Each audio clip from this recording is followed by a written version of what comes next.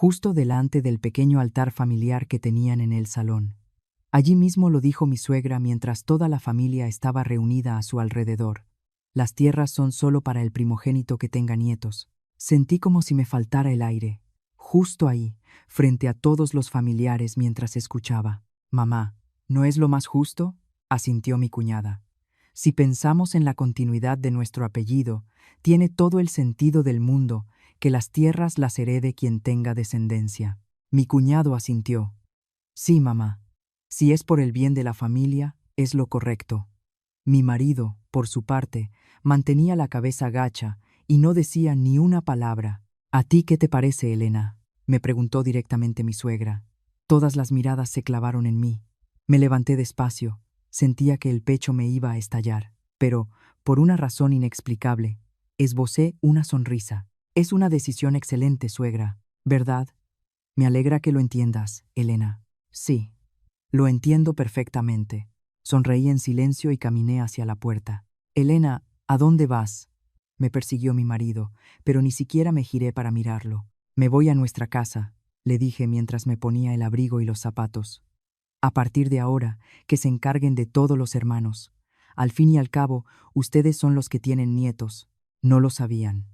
No tenían ni idea de lo preparada que estaba. Había llegado el momento de mostrarles todo lo que había estado planeando. Me llamo Elena Ruiz, tengo 34 años y actualmente vivo con mi marido en un chalet en una urbanización de Las Rosas, en Madrid.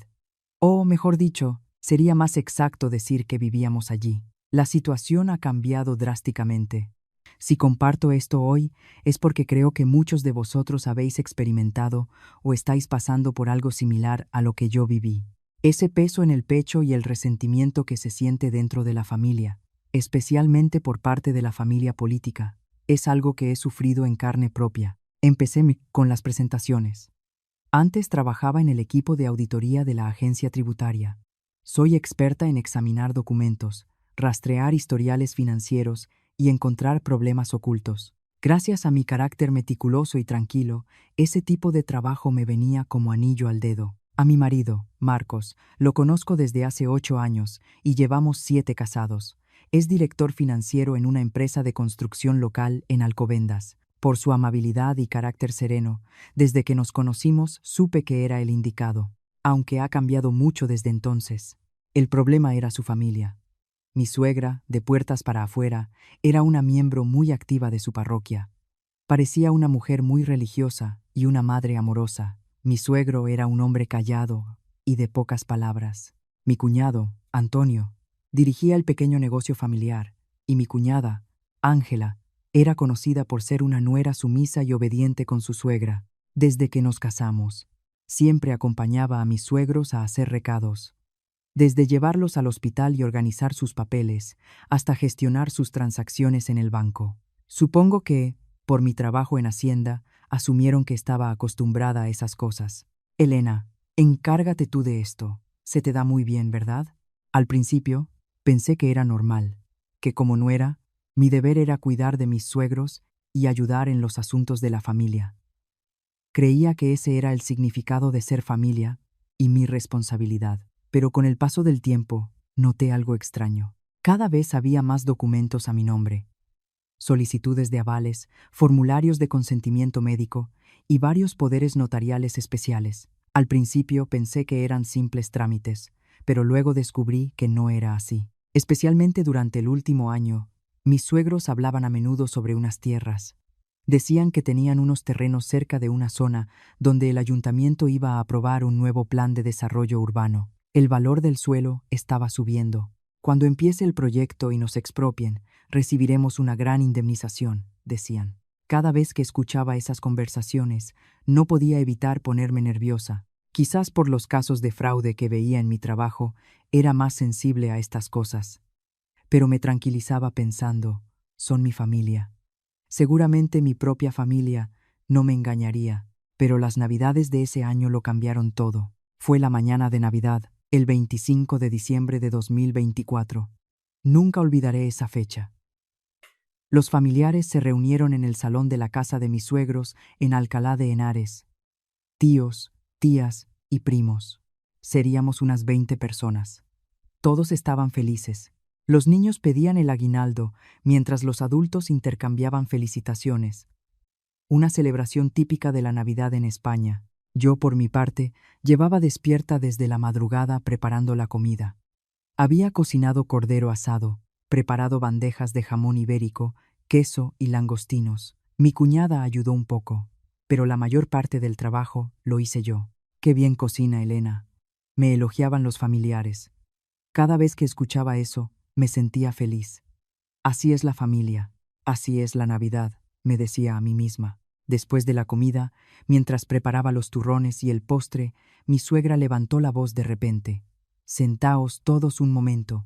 Tengo algo importante que decir». Pensé que era una buena noticia, así que también me senté. El rostro de mi suegra estaba muy serio. «Se trata de las tierras de la familia». «Ah, las tierras», pensé. Seguramente sobre el plan urbanístico que tanto mencionaba. Con el próximo desarrollo vamos a recibir una indemnización enorme y el precio de las parcelas subirá. Así que lo he estado pensando. Hizo una pausa y me miró. Esa mirada. ¿Por qué era tan fría? Ahora me doy cuenta de que debería haberlo intuido desde antes. Las tierras se las dejaré solo a mis hijos que me hayan dado nietos. El salón entero se quedó en silencio. Los familiares se miraron entre sí. No entendía lo que estaba diciendo, o tal vez no quería entenderlo. Mi cuñada fue la primera en hablar. «Tienes razón, mamá. Lo justo es priorizar a la familia que continuará con nuestro linaje». Mi cuñado también asintió. «Haremos lo que tú quieras, mamá. Es lo correcto». Ahí lo entendí todo. Mi marido y yo no teníamos hijos. Llevábamos 7 años intentándolo, pero no habíamos tenido suerte. Y que me lo echaran en cara de esa manera, delante de todos, sentí una vergüenza profunda, dolor y mucha rabia. Pero lo que más me dolió fue la reacción de mi marido. No dijo nada. Solo forzó una sonrisa y asintió. «Marcos, ¿qué opinas?», le preguntó mi suegra. Él se puso aún más nervioso. «Ah, lo que tú decidas, mamá, está bien». Sentí que mi mundo se derrumbaba en ese instante. 7 años juntos, y no fue capaz de defenderme con una sola palabra. Los familiares sintieron la tensión e intentaron cambiar de tema, pero yo no podía seguir allí. Me levanté en silencio. Quería llorar, pero en lugar de eso, sonreí. Supongo que por la pura decepción. Si es así, a partir de ahora, que las familias con nietos se encarguen de todo. Mi voz sonó más tranquila de lo que esperaba. No temblaba y no había rastro de ira. Fui muy directa. «¿Qué quieres decir, Elena?», preguntó mi suegra, confundida. No le respondí a ella. En su lugar dije: «Durante 7 años he sido yo quien se ha encargado de llevaros a los médicos, arreglar los papeles y organizar todo. A partir de ahora, que lo hagan las familias con nietos. Elena, no te lo tomes así». Intentó detenerme mi cuñada, pero yo estaba decidida. «Acabáis de decir que no soy familia, así que ya no haré las tareas de la familia». Todos en el salón se quedaron de piedra. Los familiares no sabían qué hacer y mi suegra parecía haberse quedado muda. Salí de allí. Me quité el delantal en la cocina, cogí mi bolso y caminé hacia la puerta. «Elena, ¿a dónde vas?». Me siguió mi marido, pero no lo miré. «Me voy a casa». «Pero, ¿qué te pasa?». Seguro que mamá no quería decir eso. Sus palabras me enfurecieron aún más. ¿Qué quería decir entonces? «Tú estuviste de acuerdo, ¿no? Dijiste que tu madre tenía razón. A partir de ahora, el hijo con nietos se encarga de todo. Los médicos, los papeles, el banco». Me puse los zapatos y dije mis últimas palabras. «Habéis dicho que no soy familia, así que no haré cosas de familia». Y cerré la puerta de un portazo. Escuché a mi marido decir algo detrás de mí, pero no quise oírlo. Mientras iba en el taxi de vuelta a Las Rosas, no lloré. En cambio pensé, ¿hice lo correcto? He sido demasiado sensible, pero al llegar a casa no cambié de opinión. Si de verdad me consideraran familia, no habrían hablado así. Era de noche cuando mi marido llegó a casa. Tenía cara de tristeza. «Elena, perdona. Mamá fue un poco dura con lo que dijo». ¿Un poco dura? Seguro que no lo hizo a propósito. También la pilló de sorpresa. Miré a mi marido. No sabía si se estaba haciendo el tonto o si realmente no lo entendía. «¿Y tú qué piensas? ¿Me consideras tu familia o solo una nuera estéril?». No supo qué responder. Su silencio fue la respuesta. Desde entonces, le di la espalda por completo a mis responsabilidades con su familia. Cuando llamaban para que los acompañara al hospital, no iba. Cuando pedían ayuda con los trámites, me negaba. Al principio, pensé que en unos días todo se arreglaría. Esperaba que mi suegra se disculpara o que mi marido me defendiera. Pero pasaron 2 semanas y nadie me contactó. Parecía que querían hacerme quedar como la resentida. Exactamente 2 semanas después, comenzó todo. Domingo, 9 de febrero. Una noche cualquiera. Mi marido iba a llegar tarde del trabajo, así que estaba cenando sola. De repente, sonó mi móvil. Un número desconocido. Diga, hablo con la señora Elena Ruiz. Llamamos de admisiones del Hospital Universitario La Paz. Me puse nerviosa. Sí, soy yo.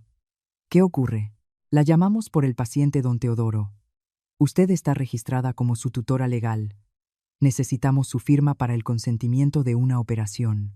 No entendía nada. ¿Cuándo habían ingresado a mi suegro? Perdone, ¿cuándo me registraron como su tutora? ¿Y de qué es la operación? Según esto, la registraron el 25 de enero.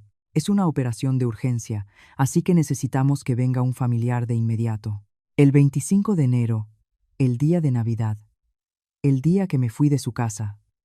Lo siento, tengo que verificar si realmente soy la tutora. Por favor, llamen a otro miembro de la familia. Nada más colgar, me llamó otro número. Señora Elena Ruiz, llamamos del Departamento de Riesgos del Banco Santander. Un banco ahora. Sí, soy yo. ¿Por qué llaman? Llamamos para verificar una solicitud como avalista que se presentó a su nombre. ¿Solicitud de avalista? ¿Cuándo solicité yo eso? La recibimos el 21 de enero. Es por una cantidad bastante alta, así que necesitamos una confirmación personal. El 21 de enero. Una semana antes de Navidad. Ni siquiera fui a casa de mis suegros ese día. ¿Cómo iba a solicitar eso? Disculpe, pero yo no he firmado nada de eso en persona. Lo verificaré. Volveré a llamar. Al colgar, otra llamada. Una empresa de microcréditos esta vez. La señora Elena Ruiz, garante del señor Antonio. Empecé a entrar en pánico. ¿Qué estaba pasando? De repente, sonó el teléfono fijo. Era mi suegra, Elena. A tu suegro le ha dado un infarto. Su voz sonaba llorosa. Estamos en urgencias. No puedo con esto sola. Tienen que operarlo. Elena, ¿no vas a venir? En ese momento sentí algo extraño. Mi cuñado y mi cuñada deberían estar allí. ¿Por qué me llamaban a mí? Pero mamá, Antonio y Ángela están allí. No, tu cuñado está en un viaje de negocios y Ángela tiene que cuidar a los niños. Elena, tienes que venir. Pero, ¿no dijo usted que yo no era familia? Que una familia sin nietos no es familia. Elena, ¿de verdad vamos a hablar de eso ahora? Tu suegro está en peligro. Su voz ya tenía un tono de enfado, pero yo dudaba. Si de verdad era una emergencia, deberían haber llamado a mi cuñado. Mamá, llame a Antonio primero. Usted dijo que yo no era familia. Elena, ¿de verdad eres así? Colgué el teléfono. Pero no podía quedarme tranquila. ¿Y si mi suegro realmente estaba en peligro? 3 minutos después, llegó mi marido. Tenía la cara muy seria. Elena, a papá le ha dado un infarto. Lo sé, me ha llamado tu madre. Vamos, prepárate. Están en urgencias. ¿Ve tú? Yo no voy. Se quedó de piedra. ¿Qué? ¿A papá le da un infarto y no vas a venir? Tu madre dijo que yo no era familia. ¿Por qué tendría que ir alguien que no es de la familia? Elena, ¿de verdad vas a pensar en eso ahora? Vamos, aunque solo sea por esta vez. Sus palabras me enfurecieron aún más. Aunque solo sea por esta vez, o sea que cuando pase todo, volveré a no ser de la familia. No supo qué contestar. De repente, le sonó el móvil. Era su hermano Antonio. Dime. Sí. Vale. Lo entiendo. Al terminar la llamada, mi marido frunció aún más el ceño. ¿Qué ha dicho Antonio? Está muy enfadado. Dice que si tienes corazón. Papá está enfermo. ¿Por qué no vas? ¿Antonio enfadado?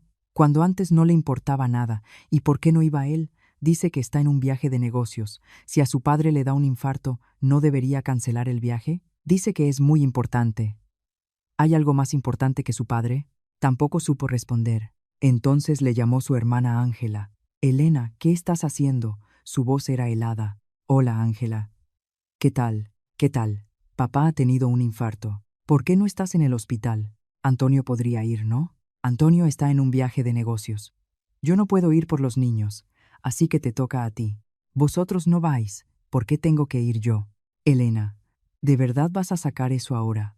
¿Cómo puede ser así? Colgué. Estaba furiosa. Me negaban ser familia, pero cuando me necesitaban, me llamaban. Sin embargo, las llamadas del hospital, del banco y de otras financieras continuaban, todo por documentos a mi nombre. Lo más sospechoso era que todas las fechas en los documentos eran días en los que yo no había pisado la casa de mis suegros. El registro de tutora, la solicitud de avalista, el poder notarial, yo no había firmado nada de eso en persona. Entonces lo comprendí. No era una simple emergencia. Alguien estaba usando mi nombre para un plan oscuro. Trabajé en auditoría. No paso por alto estos patrones. Eran más de las 10 de la noche cuando cesaron las llamadas. Mi marido se fue solo al hospital, dejándome en casa pensando, ¿por qué ahora? ¿Por qué justo después de ponerles límites? ¿Y por qué todos los documentos estaban a mi nombre? Al día siguiente, mi marido volvió exhausto. ¿Cómo está tu padre? Gracias a Dios. Dice que no necesita una operación mayor. Pero mamá está furiosa. Dice que por qué no fuiste, que cómo puede una nuera hacer algo así. Otra vez con lo de la nuera. Si se disculpara por decir que no soy familia, se acabaría el problema. Elena, mamá no sabe pedir perdón. Vas a tener que ser tú la que ceda. ¿Ceder? ¿Tengo que ceder yo otra vez por su culpa? Ella debe pedir perdón. Mi marido suspiró. Bueno, iré yo al hospital por ahora. Tú descansa. Por ahora. Siempre igual. Pero yo ya había tomado una decisión. Esta vez no me iba a rendir. Iba a descubrir qué estaba pasando realmente. Esa misma tarde, utilicé lo que aprendí en las auditorías. Rastrear el origen de los registros. Primero, llamé al hospital para saber cuándo y cómo fui registrada como tutora. Luego, intenté ir al banco para verificar la solicitud de avalista. La respuesta del banco me dejó helada. El documento lo hemos recibido, pero al comparar su firma, hemos notado ciertas discrepancias. ¿Podría venir personalmente para verificarlo? ¿Personalmente? Eso significaba que definitivamente yo no lo había firmado. Ahí lo confirmé. Alguien estaba usando mi nombre para un fraude y estaba segura de que la familia de mi marido estaba involucrada. Por la noche, cuando mi marido se estaba duchando, abrí su portátil. Un hábito de auditora. Donde hay sospechas, hay pruebas. Mi marido no era muy organizado con sus archivos, así que fue fácil de encontrar. Había varias carpetas en el escritorio. Abrí la más reciente, llamada Nueva Variante. Parecía estar relacionada con el desarrollo urbanístico. Al abrirla, me llevé una sorpresa mayúscula. Un archivo de Excel con una lista de títulos de propiedad, un calendario de deudas y copias escaneadas de poderes notariales especiales. Abrí un poder notarial y vi mi nombre. La firma se parecía un poco a la mía, pero era evidentemente falsa. Lo más impactante eran las fechas. Febrero, enero.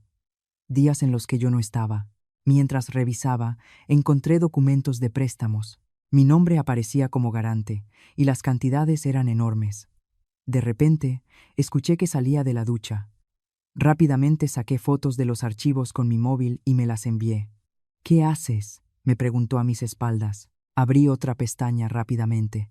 Nada, mirando internet. El ordenador va un poco lento. No pareció sospechar, pero mi mente era un caos. No podía creer que mi marido fuera cómplice de algo así. Al día siguiente, cuando se fue a trabajar, me senté y analicé las fotos con detenimiento. En cuanto a las tierras, poseían muchas más de las que imaginaba, todas cerca de la zona de expropiación. El problema eran los préstamos. Habían pedido muchos créditos usando las tierras como aval, y en todos yo figuraba como avalista solidaria. Pero yo no recordaba haber firmado nada de eso. Mirando las fechas, me di cuenta de un patrón. Los días en los que supuestamente firmé como avalista coincidían con los días en que llevaba a mis suegros al hospital. Lo entendí. Mientras yo esperaba en la sala de espera o me mandaban a hacer papeleos, usaban esos momentos para falsificar mi firma en otros documentos. Estaba furiosa. Había confiado en ellos durante 7 años, y así me lo pagaban. Pero lo que más me dolía era mi marido. Si todos estos archivos estaban en su portátil, significaba que él lo sabía todo. Por la noche, en cuanto llegó, le pregunté directamente: Marcos, ¿qué es la carpeta nueva variante? Se puso pálido. ¿Qué carpeta? La del portátil. Hay poderes notariales a mi nombre en ella. Se quedó mudo. Por su reacción, lo supe. Lo sabía perfectamente. Marcos, ¿desde cuándo? ¿Desde cuándo planeáis usarme? Agachó la mirada. Elena, yo no quería esto. Fue idea de Antonio. Otra vez Antonio. Fue su idea, así que tú simplemente obedeces, sin criterio propio. No es eso. Era por el bien de la familia. ¿Familia? Me negáis ser parte de la familia, pero me usáis para el beneficio de la familia. Se empezó a molestar. Elena, no lo exageres. Nosotros también saldremos beneficiados. ¿Beneficiados? ¿Cómo me beneficia a mí ser vuestra avalista? No supo responder. Le enseñé las fotos que había tomado. ¿Qué es esto? Tantos poderes notariales a mi nombre. ¿Cuándo hice yo esto? Es solo una formalidad. ¿Una formalidad? Ser avalista no es una formalidad. No tuvo más excusas. En ese momento sentí una decepción inmensa. 7 años juntos, y así es como me veía. Eres exactamente igual que tu madre. ¿Qué quieres decir? No me consideráis familia. Solo soy alguien a quien podéis utilizar. Elena, no es así. ¿Ah, no? ¿Es normal que una familia haga estas cosas a espaldas de uno? No podía mirarme a los ojos. No quería seguir hablando. En lugar de eso, tomé una decisión. Tenía que solucionar esto sola. Al día siguiente, fui al Banco Santander para verificar personalmente la solicitud. El empleado me mostró el documento. Y efectivamente, no era mi firma. Se parecía, pero los trazos eran distintos. Esta no es mi firma. ¿Ah, no? Entonces tenemos que verificarla. ¿Ha traído su DNI? Le entregué mi DNI. Tras verificarlo, el empleado asintió. Efectivamente, es diferente. Es muy posible que sea una falsificación. Tenemos que abrir una investigación. ¿Investigación? Sí. Necesitamos averiguar quién trajo este documento y cómo se procesó. Me sentí aliviada. Parecía que el banco me iba a ayudar, pero al volver a casa y ver a mi marido, el nudo en el pecho regresó. Cenamos en completo silencio. Él parecía avergonzado y yo no sabía ni qué decir. De repente, le sonó el móvil. Era Antonio. Dime. Ah, sí. Vale. Su ceño se frunció. ¿Qué ha dicho Antonio? Dice que ha llamado el banco, que hay un problema con los papeles. Mi sospecha era cierta. Antonio lo sabía todo. Y quiere que vayamos al banco mañana. ¿Contigo? ¿Conmigo? Sí. Para arreglar el problema. Sonreí amargamente. Ahora querían arreglarlo. Vale. Iré. Pero yo también tengo cosas que decir. Mi marido se asustó. Elena, no lo hagas más grande. Podemos solucionarlo, entre la familia. Otra vez la familia.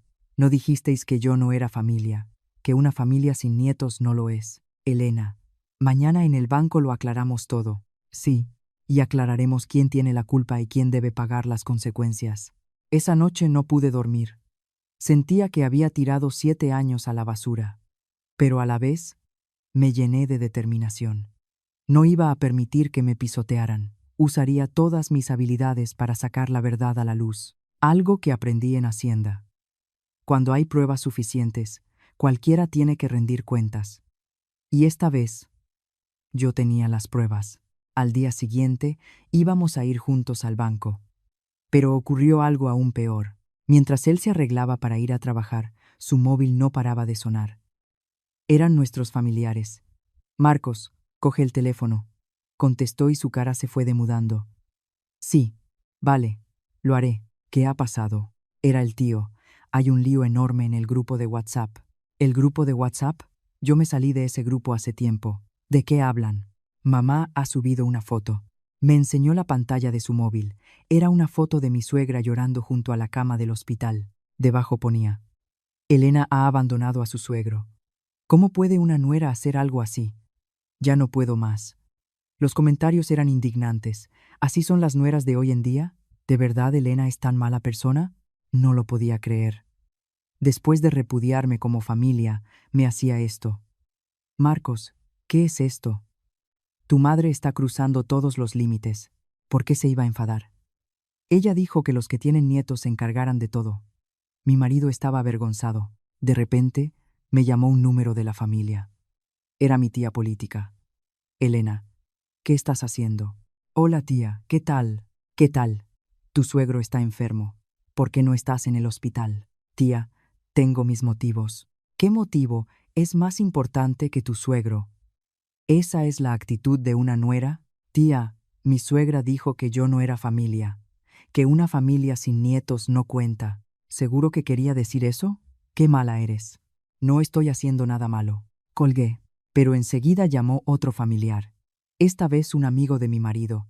Tío, lo siento mucho. Vaya mujer tienes. Qué duro debe ser para un hombre. ¿Qué estaban diciendo? La rabia me consumía. Pero lo más sorprendente fue la llamada de mi antiguo jefe. ¿Elena Ruiz? Soy Carlos, de la agencia tributaria. Carlos, ¿qué tal? Elena, me han llamado del banco. Dicen que hay un problema con un aval a tu nombre y tienen que verificar cosas de tu época aquí. ¿Tienes algún problema? Había llegado hasta mi trabajo. Carlos, tengo que explicarte algo. Quedemos para hablar. ¿Puedes esta tarde? Al colgar, el peso en el pecho era insoportable. ¿Qué había hecho yo para que me pintaran como la mala de la película? Entonces llamó mi cuñado. Elena, ¿qué estás haciendo? Su voz era pura ira. Hola, Antonio. Papá está en el hospital. ¿Cómo puedes hacer esto como nuera? Antonio, tu madre. ¿Qué pasa con mamá? ¿Acaso dijo algo que no sea verdad? No tienes hijos. ¿De qué le sirves a la familia? No daba crédito. Solo por no tener hijos, podían tratarme así. ¿Y por qué hay tantos documentos a mi nombre? ¿Qué documentos? Solicitudes de aval, poderes notariales, consentimientos médicos. ¿Cuándo hice yo todo eso? Se quedó callado un segundo. Eres familia. Es lo normal. Familia. ¿No decíais que yo no era familia? Elena, ¿solo estás buscando excusas? Lo normal es que la familia se ayude. ¿Por qué solo tengo que ayudar yo? ¿Por qué no ayuda Ángela? Ángela tiene hijos, tú no. ¿De qué estás tan ocupada? De nuevo los hijos. En esta familia, si no tenías hijos, no eras persona. Antonio, no me voy a involucrar más en vuestros asuntos. Y voy a cancelar todos los documentos a mi nombre. ¿Qué? ¿Te has vuelto loca? ¿Qué va a pasar con papá? Los hijos con nietos se encargarán. Eso dijo tu madre. Elena, ¿de verdad te vas a poner así? Mira que te puedo denunciar. ¿Denunciarme? ¿Por qué? Puedo decir que has robado el dinero y que por eso a papá le dio un infarto. ¿Cuándo he robado yo? No digas tonterías. Tengo pruebas. Se ha movido mucho dinero en cuentas a tu nombre. ¿Cuentas a mi nombre? No sé de qué me hablas. Colgué. Estaba en shock. ¿Hasta dónde pensaban llegar? Mi marido me tocó el hombro. Elena, no te estreses tanto. Yo hablaré con Antonio. ¿Vas a hablar con Antonio? Ahora, sí. Se está pasando un poco. O sea que antes no se estaba pasando. No supo qué decir. Estaba perdiendo la esperanza. Incluso mi marido seguía del lado de su familia. Marcos, ¿cuál crees que es mi error? No es que hayas cometido un error. Solo has sido un poco sensible. ¿Sensible? Que usen mi nombre para falsificar documentos es solo ser sensible. ¿Y qué vas a hacer tú? ¿Estás conmigo o con tu madre? Se quedó pensando. Solo por eso, ya sabía la respuesta. Elena, ¿de verdad tenemos que elegir? Somos familia. Esa tarde fui sola al banco. Debería haber ido con mi marido, pero ya no podía confiar en él. Allí descubrí que efectivamente había varias cuentas a mi nombre con grandes movimientos de dinero. ¿Cuándo se abrieron estas cuentas? Desde el año pasado hasta este año. Todas las abrió usted personalmente. No recuerdo haber abierto nada. Alguien debe haber usado mi identidad. ¿Es posible abrir una cuenta con un DNI falsificado o un poder notarial? Si traen un poder notarial especial y su firma. Sí, es posible. Ahí lo confirmé. Su familia había usado mis datos para abrir esas cuentas. Volví a casa y esperé a mi marido. Esta vez iba a terminarlo todo. Al llegar le mostré los extractos bancarios. ¿Qué es esto? Cuentas a mi nombre. Yo no he abierto nada. ¿Quién crees que ha sido? Marcos palideció. Fui yo. ¿Tú? ¿Por qué? Me lo pidió Antonio. Lo necesitaba. Antonio otra vez. Eres su cómplice. No es ser cómplice. No es eso. ¿Qué es entonces? ¿Es normal abrir cuentas a nombre de otra persona sin decírselo? Bajó la cabeza. Lo tuve claro. No podía seguir viviendo con esta gente. Lloré mucho esa noche. Sentía que había desperdiciado 7 años, pero llorar no iba a cambiar nada. Era mejor solucionarlo y acabar de una vez. Así que, al día siguiente, fui al hospital, no para visitar a mi suegro, sino para despedirme y cortar lazos definitivamente. Aunque fuera la nuera malvada a sus ojos, habíamos compartido años juntos. Al llegar, vi a mi suegra y a mi cuñada hablando en el pasillo. Las evité y fui directa a la habitación de mi suegro. Estaba solo, más delgado que antes. Hola, Teodoro. ¿Cómo está? Se sorprendió al verme. Elena, ¿has venido? Sí. Solo venía a despedirme. Me agarró de la mano. Estaba fría. Elena, perdóname. Me sorprendió su disculpa. ¿Por qué me pide perdón? Lo sé todo. Sé cuánto estás sufriendo. Parecía que mi suegro sabía cosas. ¿A qué se refiere? Miró a su alrededor y sacó algo de debajo del colchón. Un sobre grande. Mira esto. Al abrirlo, me quedé helada. Estaban los poderes notariales especiales originales. No tenían mi firma, sino falsificaciones. También había una nota, escrita a mano por mi cuñado Antonio. Cuentas a nombre de Elena. Mantener los préstamos. Cuando llegue la indemnización de la expropiación, cambiar la titularidad. No tiene hijos, así que podemos desentendernos de ella. Un plan meticuloso. Teodoro, esto fue obra de Antonio. Yo no sabía nada. Cuando me enteré, me enfurecí muchísimo. Mi suegro lloraba, así que fingí el ataque al corazón para ganar tiempo, para que pudieras descubrirlo. Fingió el infarto. Pero ¿por qué no me lo dijo directamente? Necesitaba conseguir las pruebas, y tu suegra estaba demasiado involucrada. Resulta que mi suegra también lo sabía. En el sobre había más documentos, registros bancarios, actas de reuniones sobre el plan urbanístico. Usar a Elena como avalista para reducir el riesgo. Si hay problemas, echarle la culpa a ella. Como no tiene hijos, podemos darle la espalda. Ese era su plan, usarme como cebo. Teodoro, me llevaré estos documentos y arreglaré mi vida para no ser un obstáculo para ustedes. Apretó mi mano con fuerza. Elena, perdónanos.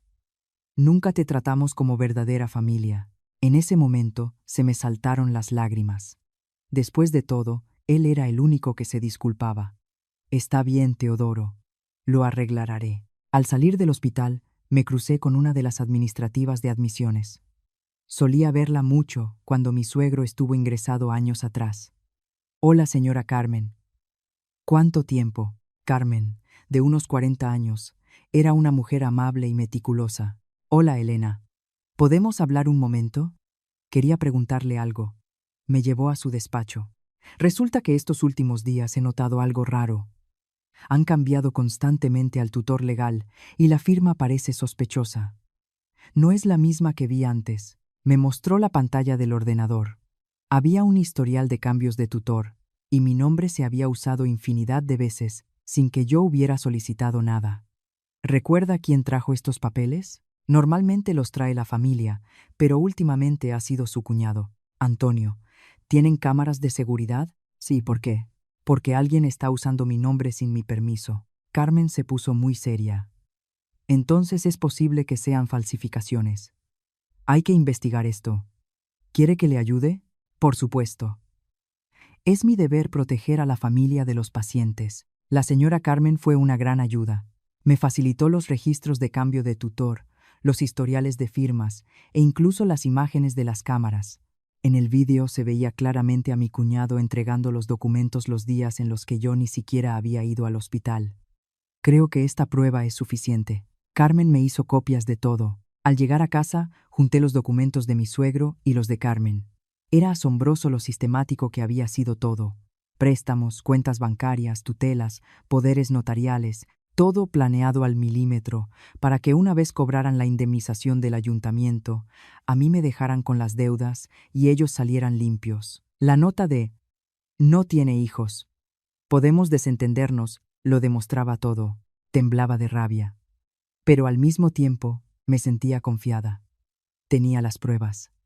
Por la noche, cuando Marcos llegó, extendí todos los documentos sobre la mesa del comedor. ¿Qué es esto? Lo que tu familia me ha estado haciendo. Marcos palideció al ver los papeles. ¿De dónde has sacado esto? Eso no importa. Lo que importa es si es verdad. No dijo nada.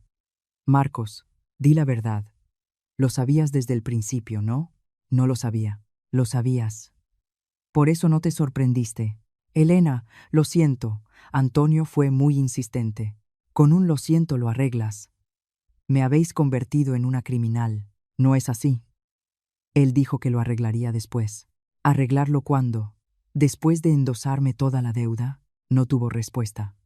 Tomé una decisión. Marcos, mañana iremos a casa de tu familia y lo arreglaremos todo. Elena, no lo hagas más grande. Vosotros lo habéis hecho grande. Yo solo voy a ponerle fin. Esa noche, preparé todos los documentos como si estuviera en Hacienda, por fechas, por casos, por pruebas. Estaba lista, lista para luchar. Al día siguiente, me puse un traje de chaqueta. No mi ropa habitual, sino la que usaba cuando auditaba en la agencia tributaria. Quería cambiar mi mentalidad. Ya no era la nuera sumisa, sino una auditora buscando la verdad. Primero fui al banco. Llevaba mi dossier. Si revisan estos documentos, verán que hay muchas firmas falsificadas. El empleado los examinó detenidamente. Efectivamente, la firma es distinta. Y en estas fechas usted no acudió a la sucursal. Pueden comprobarlo en sus cámaras de seguridad. Esto es un caso claro de falsedad documental. ¿Va a interponer una denuncia? Sí. Ahora lo entendía. No era una simple pelea familiar. Era un delito. Quiero cancelar todas mis vinculaciones como avalista y cerrar todas las cuentas a mi nombre. Tardé 3 horas en tramitar todo en el banco. Durante ese tiempo, mi teléfono no dejó de sonar con llamadas de mis suegros y cuñados. No contesté. Mi siguiente paso, el ayuntamiento, para presentar una reclamación sobre el plan de desarrollo urbano. Allí descubrí una verdad impactante. La familia de mi marido tenía a su nombre muchas parcelas, y la indemnización que recibirían por la expropiación era de millones de euros. Pero en todos los documentos legales previos, yo figuraba como avalista solidaria ante el banco. Incluso el funcionario del ayuntamiento se extrañó. Es curioso. Las fechas de presentación varían, pero las firmas son inconsistentes. Hay documentos que yo no he firmado en persona. La mayoría se hicieron sin mi conocimiento. Entonces debemos investigar esto. Sería buena idea que expusiera el caso en el próximo pleno municipal. ¿Pleno municipal? Es una gran idea. Si lo hago público, no podrán esconderlo. ¿Cuándo es? Este viernes. Habrá un turno de palabra para los vecinos afectados. La oportunidad perfecta. Al salir del ayuntamiento, me llamó mi marido. Elena, ¿dónde estás? Antonio quiere que nos veamos esta noche. ¿Antonio quiere verme? Seguro que ya sabe que fui al banco. Vale, nos vemos. Pero Elena, no te pongas emocional. Podemos arreglarlo en familia. Otra vez la familia. Parece que pensáis que esa palabra es mágica. Por la noche, nos reunimos en una cafetería cerca de casa de mis suegros. Estaban Antonio, Ángela y Marcos. El ambiente era glacial. Siéntate, dijo Antonio secamente. Me han dicho que has ido al banco. Sí, fui. ¿Y qué? ¿No has avisado a nadie? ¿Acaso tienes que ir por libre? Es mi problema, ¿no? Antonio frunció el ceño. Es un problema de la familia. Familia. ¿Pero no dijisteis que yo no era familia? ¿Que una familia sin nietos no lo es? Ángela intervino. Elena, ¿de verdad te vas a poner así? No iba a discutir. Simplemente saqué mi dossier. Explicadme esto. Poderes notariales falsos, extractos bancarios, consentimientos médicos. Ambos palidecieron. ¿Qué es eso? Documentos a mi nombre. Yo no he firmado nada de esto. Eres familia. Es lo normal, balbuceó Antonio. ¿Normal? ¿Es normal pedir préstamos a mi nombre y ponerme de avalista sin mi permiso? Antonio no sabía qué decir. Ángela saltó. Elena, no lo hicimos con mala intención. Lo íbamos a arreglar después. ¿Cuándo? ¿Después de cobrar la expropiación y dejarme a mí con las deudas? Les mostré la nota de Antonio. No tiene hijos, así que podemos desentendernos de ella. Ángela se quedó blanca. ¿De dónde has sacado eso? Lo que importa es si es verdad o no. Antonio empezó a gritar. Elena, ¿nos estás llamando criminales? Vosotros solos os habéis convertido en eso. Yo solo digo la verdad. ¿Verdad? ¿Qué tiene de malo que la familia colabore? Me repudiasteis por no tener hijos. Y luego, cuando os hago falta, soy familia. Marcos intentó mediar. Elena, Antonio no tenía mala intención. Nosotros también nos habríamos beneficiado. Marcos, ¿de qué lado estás? Tienes que elegir. O estás conmigo y lo demuestras, o estás con ellos. Dilo. Marcos lo dudó. Esa fue toda la respuesta que necesité. No lo pienses más. Estás con ellos. Me levanté. Yo también he tomado una decisión. Este viernes, en el pleno del ayuntamiento, lo expondré todo. ¿Cómo habéis usado mi nombre? ¿Y quién lo ha hecho? Antonio se levantó de golpe. Estás loca. ¿Qué va a pasar con nuestra familia? ¿No decíais que yo no era familia? Elena, por favor, suplicó Ángela, pero yo ya estaba decidida. Gracias por todo el sufrimiento que me habéis causado. A partir de ahora, que las familias con nietos se cuiden entre ellas. Al salir de la cafetería, Antonio gritó: «Te vas a arrepentir». ¿Arrepentirme? Ya llevaba 7 años arrepintiéndome. Ya no más. Esa noche preparé mi intervención para el pleno. Organicé todos los documentos. Faltaban pocos días para el final. El verdadero final. Llegó el viernes. El día del pleno.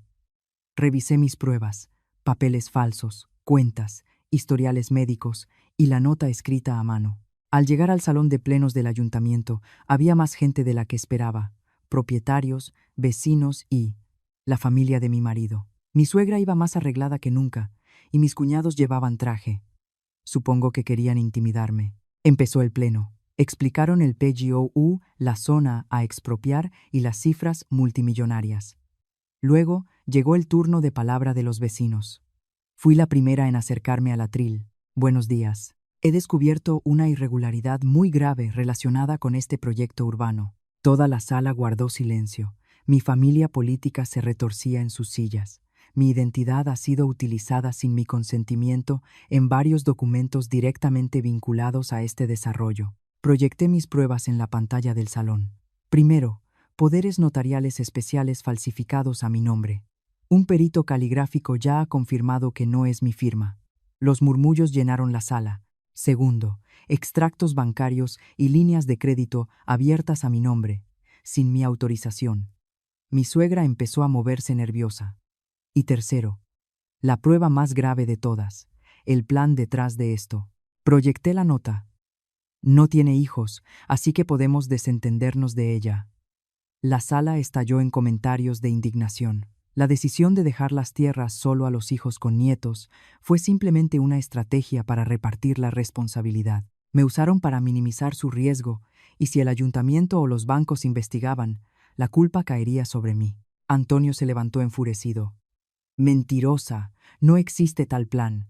Pero yo mostré más pruebas: los historiales del hospital, el registro de firmas, los vídeos de seguridad. Todas las evidencias están aquí y demuestran el fraude sistemático. Mi suegra también se levantó gritando: Elena, ¿cómo puede ser así? Vas a destruir a nuestra familia. Mamá, ¿quién dio el primer paso? ¿Quién dijo que yo no era familia y me utilizó? Yo no quería decir eso. Aquí están las pruebas. Mi suegra empezó a llorar, perdiendo por completo su imagen de feligresa respetable. Ángela intervino. Elena, cancela todo esto ahora mismo, o no te lo perdonaremos nunca. ¿Eso es una amenaza? Estoy preparada. ¿Qué vais a hacer? ¿Inventar más mentiras? Antonio gritó de nuevo. Elena es una mentirosa, solo le importa el dinero. ¿A quién le importa el dinero? La indemnización que vais a recibir por la expropiación es de varios millones de euros. Para conseguir ese dinero de forma segura, me usasteis a mí. El público murmuró, escandalizado por la codicia. De repente, se abrieron las puertas dobles del salón. Era Teodoro, mi suegro. Llevaba ropa cómoda, caminaba con un bastón y se acercaba lentamente. Teodoro, gritó mi suegra, corriendo hacia él. ¿Qué haces aquí? Aún no estás bien. Pero mi suegro la apartó y caminó hasta el micrófono secundario. Un momento. Su voz temblaba. Me llamo Teodoro Ruiz. Tengo algo que decir. Se hizo un silencio sepulcral. Todo lo que ha dicho mi nuera Elena es verdad. Mi familia política quedó petrificada. Papá, ¿qué estás diciendo?, gritó Antonio. Pero Teodoro continuó. Antonio planeó todo esto para utilizar a Elena. Al principio yo no sabía nada, pero cuando me enteré, me sentí asqueado. Papá, lloraba Ángela. Elena ha hecho muchísimo por nosotros en estos 7 años. Pero nosotros no la tratamos como a nuestra familia. Solo nos aprovechamos de ella. Cariño, por favor, basta, suplicaba mi suegra. Y yo quiero pedirle perdón a Elena públicamente. Nuestra familia se ha equivocado gravemente. En ese momento, el castillo de naipes de mi familia política se derrumbó. Antonio le gritó a su padre. Yo no la he destruido. Has sido tú, le respondió Teodoro. Antonio no supo qué contestar. Ángela corrió hacia mí. Elena, por tu culpa todos vamos a la ruina. Retira esto, por favor. Los servicios de seguridad del ayuntamiento tuvieron que detenerla. Mi suegra se arrodilló allí mismo frente a todos. Elena, por favor, perdónanos. Me equivoqué, pero yo ya estaba decidida. Ya es tarde. Desde el día que dijiste que no era de la familia, ya era demasiado tarde. Elena, por favor, ya no soy la nuera de esta familia. Usted misma lo sentenció. Después del pleno, muchos vecinos se me acercaron para darme ánimos. Qué valiente has sido. Pero yo no estaba feliz. Sentía un vacío inmenso. 7 años, y este era el final. Esa noche, al llegar a casa, Marcos me estaba esperando. Elena, ¿y ahora qué hacemos? ¿Qué más da? Nos divorciamos. ¿Divorciarnos? ¿No es demasiado precipitado? ¿Precipitado? Ya viste lo que pasó hoy. Hasta el último momento te pusiste de parte de tu familia. Agachó la cabeza. Elena, lo siento. Tú lo siento no va a cambiar nada. Se acabó. Un mes después, estaba en el despacho de mi abogado en el centro de Madrid. Casi hemos terminado. La demanda por falsedad documental y estafa ya está interpuesta, y todos los avales han sido anulados, me dijo.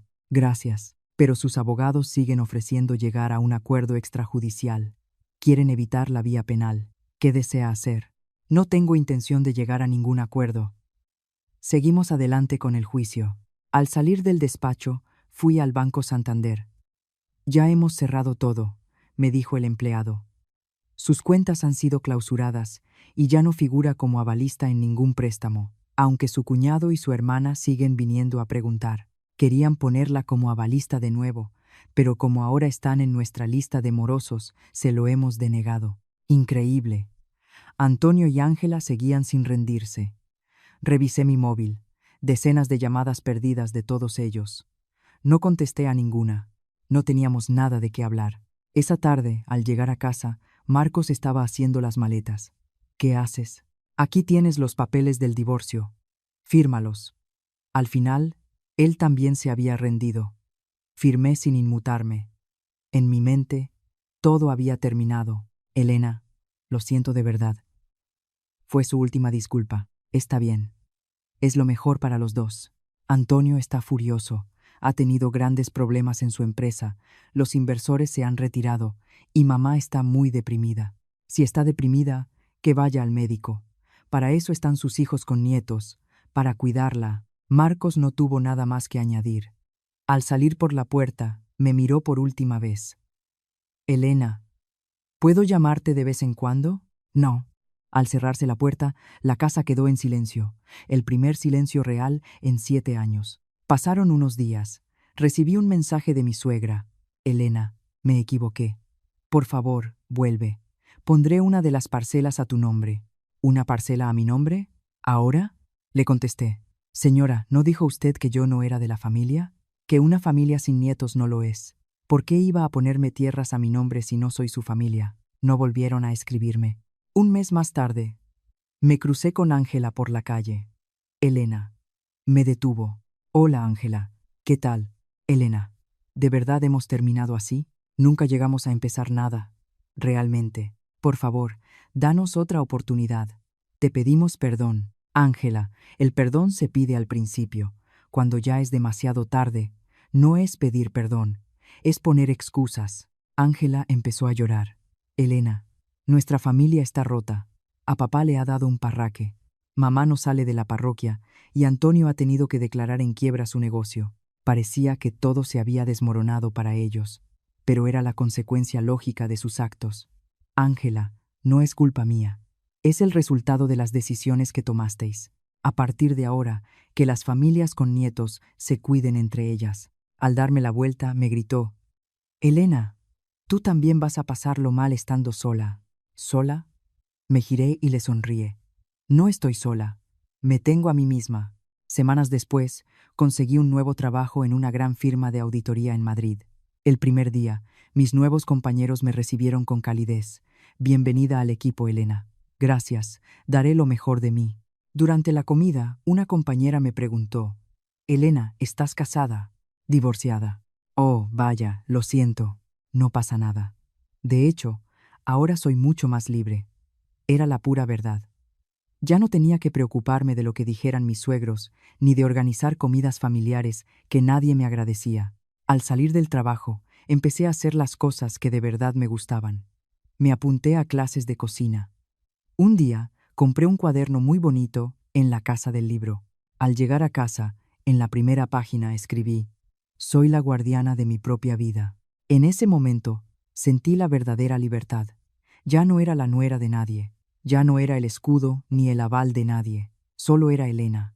A veces mi exmarido o su familia intentan llamarme, pero nunca contesto. Ya no hace falta. Anoche mi exsuegra me volvió a escribir: Elena, tu suegro está muy grave. Ven a verlo aunque sea una última vez. No respondí. Las familias con nietos se encargarán. En lugar de eso, me miré al espejo y me dije: Elena, has pasado por mucho. A partir de ahora, seré yo quien me proteja. Y así, hoy comienza un nuevo día. Un día normal. Un día sin suegros de los que preocuparse. Sin un marido al que tener que entender.